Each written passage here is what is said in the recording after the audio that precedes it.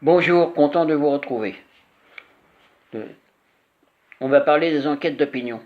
Toutes les enquêtes d'opinion se rejoignent. Emmanuel Macron dévisse en raison du mécontentement social. Le tournant de l'été marqué par le mépris consommé face aux exigences des salariés, du privé et du public, cheminots, ordonnances, loi travail, etc., suivi de la sordide et inquiétante affaire Benalla. Pour notre démocratie a sonné le glas de la période de grâce. Depuis, les décisions économiques et sociales ne passent pas, selon Via Weiss. 66% des Français reprochent au pouvoir Macron, Philippe, de ne pas mener une politique sociale et de lutte contre les inégalités. Parmi les priorités réclamées, citons en tête la relance de l'économie et de l'emploi, 55%, devant l'amélioration du pouvoir d'achat, 49%.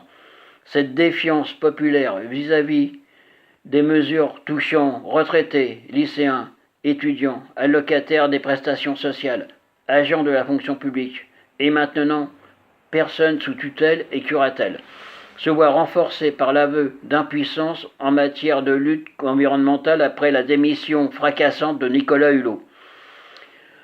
La présentation d'un modeste plan de pauvreté n'y changera rien. Le rejet d'une politique menée au service des intérêts privés et patronaux et de la finance monte de la société civile, la situation désastreuse dans les hôpitaux, les EHPAD ou encore l'état du réseau routier, le niveau du chômage et en même temps le bon indécent des dividendes des actionnaires, l'évasion fiscale non jugulée, le pillage des savoirs et des créateurs par les grands groupes du numérique, GAFAM, atteignent jusqu'au pluralisme de la presse garant du débat démocratique. C'est le résultat d'une politique libérale austéritaire qui échoue en Europe et dans le monde. Macron chute sur le social.